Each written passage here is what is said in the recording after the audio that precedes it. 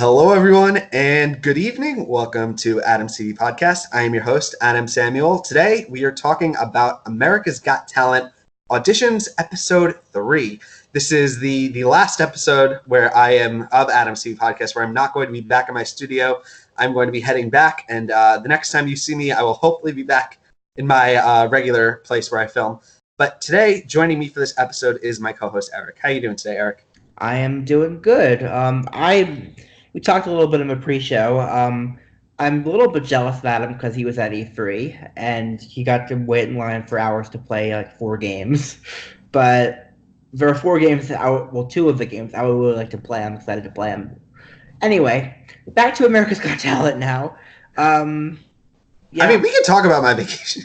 No, I'm just kidding. We could. I mean, I'd rather talk about your vacation than a couple of our performances from this episode. So yes, let's start to dive into this episode a little bit because for me, I watched this episode and for me, my impression coming away from it was a bit underwhelmed. Did you kind of get the same vibe?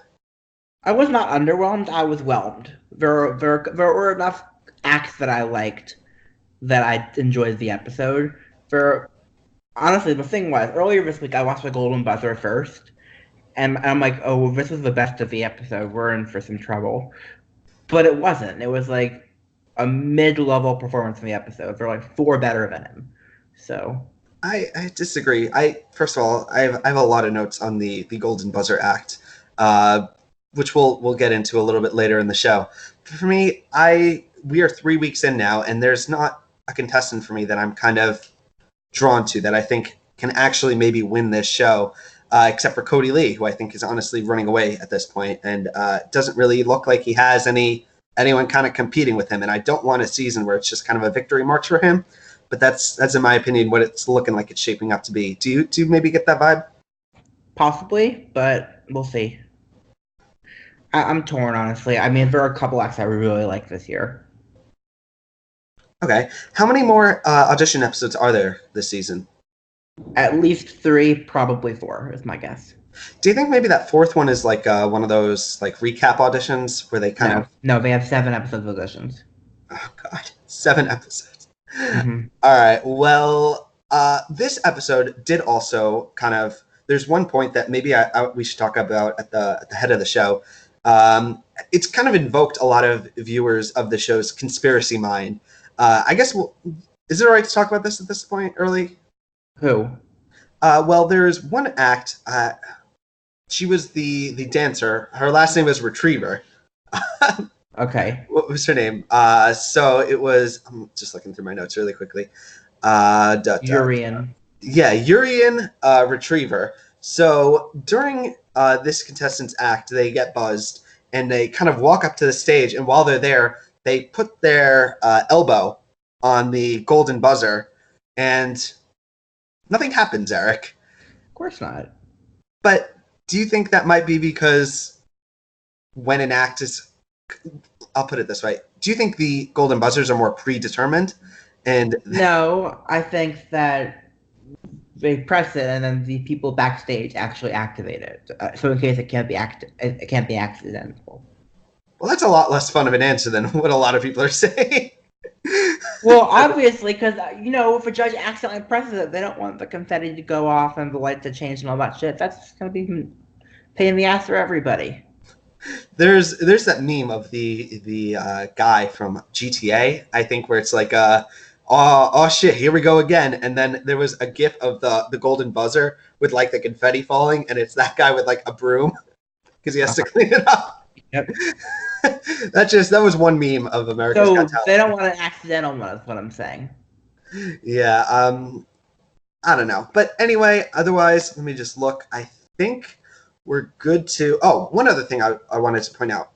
For me, one of the big takeaways that I had from this episode is that it feels like America's Got Talent has started to become incredibly repetitive for me. As someone who's watched the show a lot, I feel like at this point, I'm looking at the contestants and I'm thinking, this feels very familiar.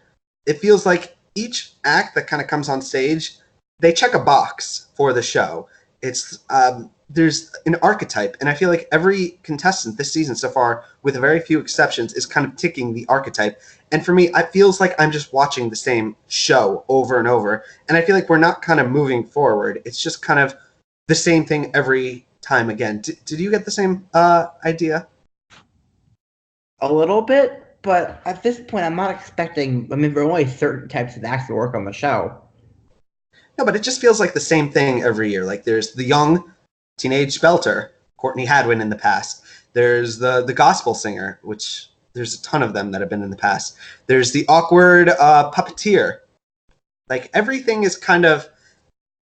For me, I feel like the show just it's what happens a lot on these shows where I feel like we don't move forward. We just kind of replay the same thing over and over, which for me kind of dampens the experience where I can kind of then predict what's maybe going to happen in the show, where if it's the same thing that's going on, it's going to repeat what happens in the end. Like of this batch of contestants, there's a number that I could easily point to and say they're not going to win the show because this is what history has told, and we're kind of just redoing it. Do you see my point? A little bit. I'm a little bit less mad about it than you are, and I understand it because why fix what isn't broken according to the ratings? So yeah, I guess all I'm saying is I've enjoyed America's Got Talent, and at this point, I'm starting to reach a point where I'm kind of getting a little disengaged from it, just because it's so similar, it's so formulaic, everything seems so scripted. Like more than ever before, the show feels very scripted, particularly with the Golden Buzzer Act at the end, which we'll talk about. Well, the audition episodes, yes. But once we get to the live shows, it gets a lot less scripted. It's a lot better. I don't know. I'm hoping that this show can kind of regain the magic that it had, but it's getting a little difficult for me at this point. Well, on that depressing note, let's move on, shall we? I'm not a hater of America's Got Talent. I enjoy the show. I just wish it was a little bit more, like not contrived and put on. Anyway. Okay. All right, let's move on to the contestants. Let's get into it. So there were only, like I said in the past, very few contestants shown. Usually, even on American Idol, we would get some more contestants shown. Like I think it was like only 10 or something that we got this episode. Did you kind of feel like that was a good or a bad thing, in your opinion? 10 contestants an episode? I think so. I don't know. All right. Well, anyway, the first act we have is Marina Marizepa, who is only 21 years old, but she is a contortionist and dancer. I believe that she was on So You Think You Can Dance? Am I correct, Eric? She was on that. She was on lots of things according to MJ's blog, but she's a ringer. Whatever. Not a ringer. A plant is the word, I think. Ringers are kind of the contestants that actually, I believe, can win the show. Okay, fine. But it would be not a ringer or a plant. Okay. But there's a difference. I can't even knock the show because at this point, everyone is a plant. Like, this contestant, every single person with maybe one or two exceptions are plants. Like, this is just another thing that I'm pointing out that's kind of been affecting my viewing of the show, where everyone is just, it's like what was that line from The Incredibles? When everyone's a superhero, no one is. And that's kind of like what's going on here, where it's kind of so many people are kind of from these other shows that if you're not, like, you're just, I don't know. But anyway, this contestant, Marina, is a contortionist. She starts out her audition kind of doing ballet, and then it kind of transitions into the more, you know what it is. It's contortion. What did you think, Eric? I'm still not into contortion acts. This proves it. Yeah. It's hard to watch for me, personally. I know a lot of people find it interesting, I guess, but I don't, so... I mean, she seems like a very lovely lady. Like, she seems like really awesome. Like, but can this act win? No. And if it can't, then I feel like I don't want to sound harsh, but it's like, what's the point then? Like, correct. It's like we're playing a game, but there's filler acts. Of course, I feel like, there always are. Yeah, but that's the thing. Like, why can't the show be great? Like, why can't we have a season where everyone is seriously talented? But I feel like we did. It was called America's Got Talent for Champions. And even then, I don't think we totally got the full right result all the way through. But We did at the end. towards the end, but I feel like some acts maybe got to the top 10 that maybe shouldn't have. But Whatever. What are you going to do? We didn't get the vote, so we can't complain. I agree. But otherwise, Marina, I enjoy her act, but what is there really to say? Because I don't think she can win the show, and she's talented, but when I'm looking at it from a competitive standpoint, it's pretty easy to dismiss her as a fodder act. Yep. All right. Do you have any other thoughts on her? Nope. Not really. All right. Well, let's move on to Dom Chambers. He is an Australian magician, and when I was watching his audition for the first time, I didn't realize he had a thick accent. So he introduces himself and he says, like, I'm Dom, but because of an accent, it sounds like I'm dumb. And I was like, wait, what? But then I was like, oh, no, I just misheard him. But he is, he's kind of a more, it reminds me of like a magician you would see at a bar, which kind of fits into what he does. He does a very like, it's a more modern. Of course, he's a magician fits at a bar because he pulls out alcohol from places. Exactly, but he seems like very like it's a modern act. Like it's not something that's dated. It's very like I could see people enjoying this. It's something I would enjoy watching, but I feel like it's something I would enjoy watching at a bar before I eventually leave and move on. Like it's not a big act. What did you think? I think it was funny enough. I've seen similar tricks in the past, so I couldn't be too impressed by it, but it was enjoyable enough. Yeah, I definitely enjoyed it. Like I said, it was, in my opinion, one of the better acts of the night. But No, for me, it was probably not even in my top 5. I would maybe put it top 5 for me. It's just there was I enjoyed it. It's one of the few acts where I enjoyed it. But I feel like I said, he's another act in this season that I feel is another archetype. Like we've seen this before. This is the Collins Key act. It fits into a box, and I hate You to think say he's going that to go as far as Collins Key? he could. I mean, you never I really know. think so. It depends. I don't think there's a chance in hell he goes that far. Maybe I could see him maybe going top. He'll Top probably 20 at best. top 20 at best. Maybe you never know because he does have an appeal. I can see a lot of people voting Yes, for him. the problem is there are much better magicians on this year than him. True, that is a good point. Maybe if he's, I feel like, And the magician just won twice last year. I'll put it this way: the week that the week that he is on the same episode as Eric Chen is the week he goes home. I think he'll go home before that point, but whatever. But regardless, the week that those two are on the same episode is the week where he's going to be opening one of the bottles for himself.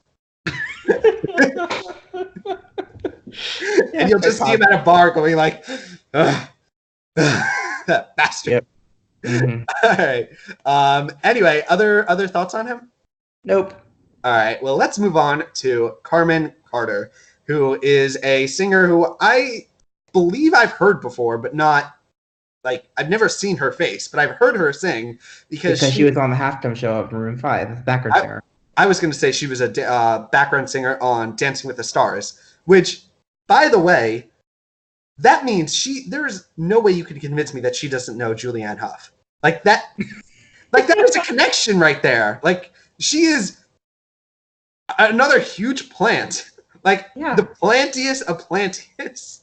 But there are plenty of people. Yeah, but I will say she's a really good singer, which of course she is. Of course she is. She's a background singer on Dancing with the Stars. What did you think about her, Eric? She's got a really good voice. For me, it actually kind of went off the rails a bit at some parts, it seemed like. But overall, it was pretty damn stellar. Unfortunately for Carmen, I don't think he's marketable. And therefore, Simon does not see dollar signs. And therefore, Simon's not going to push her. And therefore, she doesn't have a chance at winning. But this is the same every year. Yeah. We have this contestant every year. The amazing singer who is not marketable. The singer with a story about something bad that happened to them, and now they're rising above. And they're a good singer, but there's no chance they can win. And as much as I enjoy this performance, this is another case where I'm left scratching my head going, what's the point? Like, she can't win, which sucks. She could go pretty and far. I can say that, but I really enjoy that. I would love to see her win. She's a contestant I would love to see in the finale. But what the show has done in the past, leads me to believe like this is a story I've seen in the past. I know where it goes, and that's kind of just it.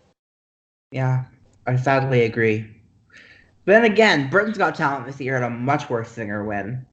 So Who won Britain's Got Talent again? I only Colin watched. Thacker, he was the oldest person ever to win the show. What did he do? He was He a sang. singer. Was he? 89 years old.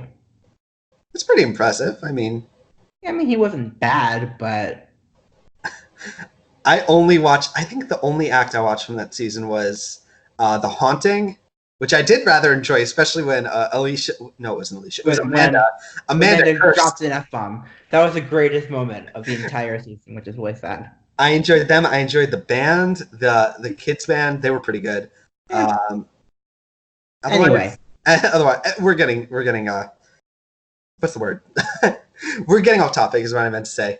But yeah, otherwise, Carmen Carter, I think she's got a good chance of making, at best for her, I see her making the bottom tier half of the finale, like the bottom 5, and that's kind of the best case scenario, honestly. I would tend to agree. All right, let's move on to another act. It's Edson and Leon. They are their whole shtick. Like I said, I've seen this in the past where it's kind of the joke. It's they're very older people. Like they're kind of painted as like walking slow, and then they're going to do something that's going to be very different. I've seen this a million times. But what did you think of their act, Eric? Not a winning act, but super impressive if it can pull it off. It just reminds me of that act, I think it was from last year, maybe 2 years ago, of the two grandparents, like people, and they started doing like dance, like inappropriate. Yeah. It's kind of in the same vein of an act, and it's enjoyable, but it's not a winning act. Like it's not. It's one of those moments because America's Got Talent producers love seeing Howie Mandel throw his hands up and go, "We weren't expecting that." No, it was Simon Cowell who does that. You know what I mean? Like the show. Howie just does a wow loudly. Is what Howie does. They just salivate for these kinds of moments, and that it is what it is. Like I don't even know really what to make of it. It was funny, but in the scheme of things, this act has no shot of going anywhere, honestly. Let's move on to the act we're actually all excited to talk about, shall we? Well, let's talk about this a second because in the weeks prior, I have made the point that I said I think it was our first episode covering this season, that if Seth Ward, we saw him in like a tiny cut of like a preview, and I said that if he was back, he would 100% get my golden buzzer. And I would have given it to him, but unfortunately he didn't end up advancing. So I think I reserve the right to hold on to my golden buzzer. What do you think? You're the judge of this, Eric. Am I allowed to hold on to my golden buzzer because you're allowed to hold on to it, but he gets an honorary silver buzzer. Let's put it that way. I'll be honest. I love this act. I feel like I'm one of the very few people who like actually enjoy this, but for me, this is an act in the same vein of like Dustin's Dojo, although not as funny. This is not nearly as funny as that. I said not in the same vein, but I was laughing while this was happening. Like I know you were. I'm glad you were. It's so stupid and so incredible. Like he's like a Bugs Bunny cartoon. I mean, the part where he keeps falling down was pretty damn funny, but I feel so bad for the poor staffer who had to play Sethford on the show because there's no way he's a real person. Can we agree on that? I actually do disagree. I think he is a person. Like he does shows outside of America's Got Talent. He's like a comedian. He's like it's all in character. Oh my god. No, he's a staffer. Let's all agree that he's a staffer who they paid as a dare to say, "Hey, dress up as a walrus and hurt yourself. That'll be fun." We've said that in the past about contestants. Like I know, but this is the one. This is the one, Eric. I wish she had made it through because I know you do. I do too because Julianne saying 3, 2, 1, no was pretty damn obnoxious to me. No matter how awful I found the act, I think that was a bit obnoxious. Would you have given this act a yes? No. What? I would have not given him a yes. I would be begging. I'd be like, come on. I know you would. And then, but I'm not gonna pull a Randy and change my mind because I don't have any because reasons. views. All right. Well, I thoroughly enjoyed Seth Ward's act, whatever it is. I would. I What would would you classify this act as? comedy. No, I wouldn't call it It's that. in the same vein of what like a tape face act is, where it's a comedy No, act, but you can't put it into a box. It's just a funny thing that happens. don't put Seth Ford in a box. Well, I don't think he would like being in a box. He's a giraffe and a walrus and a caterpillar. Well, yeah, at least Tyra was in there to freaking bug spray him this time. All right. Here's a question, Eric. Will we see Seth Ward on America's Got Talent next season? Um, God, I hope so. I'll just say for me. I'm glad you hope so. Is that a yes? That's a no. Aw, boo. I All mean, right. they can't bring an act back 3 times. You never know. I mean, that would be really lazy of them. Maybe we will not see him on America's Got Talent, but maybe we will see him on America's Got Talent the Champions. No. Next. All right. Well, let's talk about the next act. It is Charlotte Summers, a young teen singer who's been on another show, who has a very strong voice, and that sounds very familiar on America's Got Talent. But she's a pretty good singer. She performed, I believe it was I Put a Spell on You. What did you think, Eric? I know I have a ringer, but my God, she's good. I loved it. I think she's my favorite singer this year so far. I don't know if I would go that far. She's definitely a solid singer, but for me, it's an overdone archetype. Like Yes, but she did a really good job with it. Am I being too much of a downer here? People watching, let me know. What am I being too much? What do you think? No, Eric?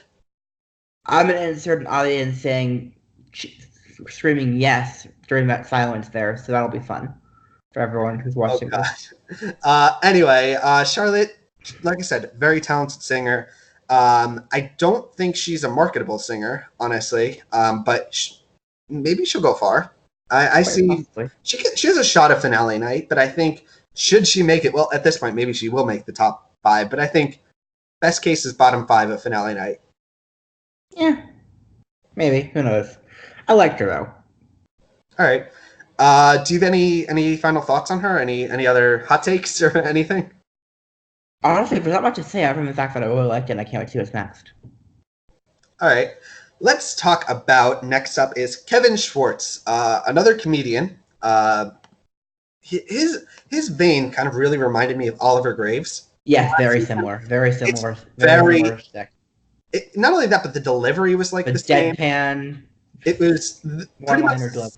the same shtick, and the jokes are all one-liners, which right there does get me a little nervous because comedians, you can't just imagine just an hour of one guy just saying one-liners. Steve Wright did a great job with it. Stephen Wright did a great job with that. Urban comedians pull that off. I guess, but I'm looking for something a little bit more because comedy is a bracket on America's Got Talent that is very difficult to thrive on. You have very few. You have a minute 30 seconds for some reason, even though I believe you should have at least 5. And it's just maybe this format is better for America's Got Talent, like the 1 minute 30. Maybe can an act win on one-liners, Eric? I don't think he can win, but I will say he's my second favorite comedian I've seen on AGT in the past 3 years. So Really?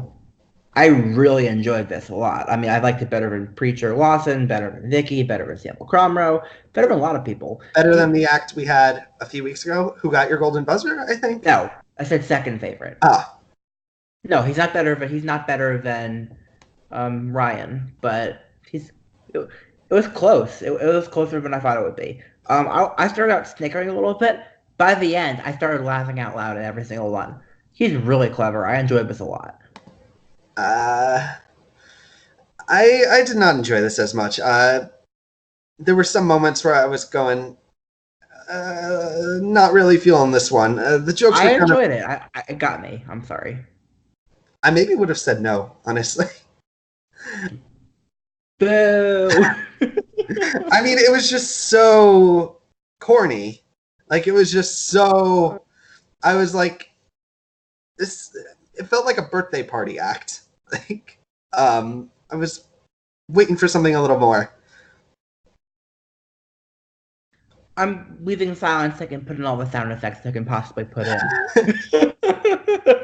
All right. Well, those are my thoughts. Do you have any other thoughts on him, Eric? Nope, other than you're wrong. That's what I never thought about him, is that I really enjoyed it. All right. Well, let's move on. Really quickly, we get Mackenzie. He is a 31-year-old singer. He is married. He's a big belter singer. He performs a song that made famous by Sinead O'Connor, originally composed, I believe it was by Prince. What do you think about this guy? Great voice, but the problem is he's the third best voice of the night. And there are only like three singers tonight. So he's not even in the top three acts, but I don't think that's his problem. I think it's because there are so many acts that I enjoyed this episode. I liked him a lot, but he wasn't my favorite. This singing bracket this season, as underwhelming as I personally found it, I think of the singers, he's a bottom tier of what we've got this season, of the low bar that we're already setting. But I can't see him beating a Cody Lee, beating not even Charlotte or the other two acts from tonight. Yeah, better than him. Maybe it's just lack of screen time. Maybe it's like a lack of effort to kind of push him forward.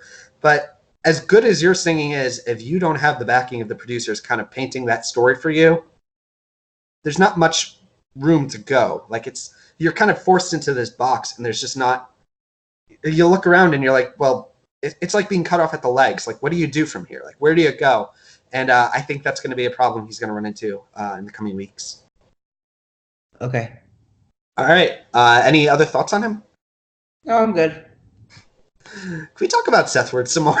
No, I'd rather not, because there's one of Rex that was tonight that I actually did like a lot. Maybe, Eric, it was Urian Retriever. Nope, it was not. This is a Japanese dancer, comedian. I'm not sure. But she is dressed in this it's like a bag that she's wearing, and she takes it off and she's wearing, and underneath is like this really skimpy like American flag bathing suit. And then can you explain what this act is, Eric? I can't, because I didn't watch it. Look too stupid for you to watch it. Yes. Not as stupid. Well, which was worse? If you had to put one of these acts between Urian Retriever and Sethward, who would get your yes? Sethward. Yeah. Because at least Sethward is just falls on the floor and hurts himself, which is fun. The big takeaway for me of this act was the fact that she tapped the golden buzzer and nothing went off. Yep. So you're probably right, Eric, about it being like someone in the wings is kind of like has to give the okay, but it did kind of make my conspiracy theory. Like I wanted to grab a tinfoil hat and be like, ha! Like they totally pre-plan it, but you're probably right. All right. I guess we'll just keep it going from there, shall we? Let's talk about my favorite act of the night. Next up is Michael Paul, a ventriloquist / comedian in the vein of Paul Zerdin, of Darcy Lynn somewhat, and he's Paul Zerdin 2.0. He's not the other one. Yes, he is 100. He's Paul Zerdin 2.1. And I will say that if I was to give a golden buzzer to any act this night, maybe it would be him. Maybe. What did you think, Eric? This was funny. I enjoyed this a lot. When he did the hypnosis thing and then he said crap in the bird chat, that was so fucking funny the first time. And then funny. I love the tweeting without thinking joke. The Elton John joke was good. So just joke, and all of them hit for me. I really enjoyed it. I enjoyed it as well. For me, I think the biggest takeaway of this episode is going to be this act. I think I don't know if he has a shot to win because like I said, it's a very familiar. There's too many ventriloquists who've won before. Yeah, it's just so familiar. Maybe, but he's got an uphill battle. But I would enjoy watching a second performance of his, and that is a rare thing for me to say on this episode. I'm really excited to see that's next. I but Bird of Prey, the Brook of Top, I think that was a little bit. Yeah, at points it did get to be a bit much. Like I was like, that was the one part where it got much for me. I was like, you're overcooking it a little bit, but otherwise, after that, it was really funny from that point on, I think. All right. Well, otherwise, we've only got one act left to talk about this episode. Yep. How many was that? That's got to have been 1, 2, 3, 4, 5, 6, 7, 8, 9, 10, 11. 11 acts this episode. Mm-hmm. With our final act closing out the night, it is Tyler Butler Figuera. How do you pronounce this name, Eric? Figuera? All right. Well, he is a child violinist. He has the story where he was bullied in school, and after he was diagnosed, I think it was with leukemia, and while he was kind of receiving treatment, he started to play violin, and for his performance, he performs What Doesn't Kill You Makes You Stronger by Kelly Clarkson, and he gets the golden buzzer from Simon Cowell. What did you make of this act, Eric? So first of all, I'm happy he's doing well. Seems like a lovely kid. Why the pardon my friends. Why the fuck would people bully a kid for having cancer? That's messed up. Putting that aside, putting his story and putting it how nice he seemed aside, you have to do that for these acts. I don't know why Simon's golden buzzers on America's Got Talent are always so much weaker than his ones on Britain's Got Talent. Because maybe to raise the hype for Britain's Got Talent. The thing is, I think like this might have been Simon's least impressive golden buzzer yet. For me. The thing is, this act, the only word I could really think to describe it is very overbaked. Like, this was a moment that, first of all, Julianne Hough is asking him, why were you bullied?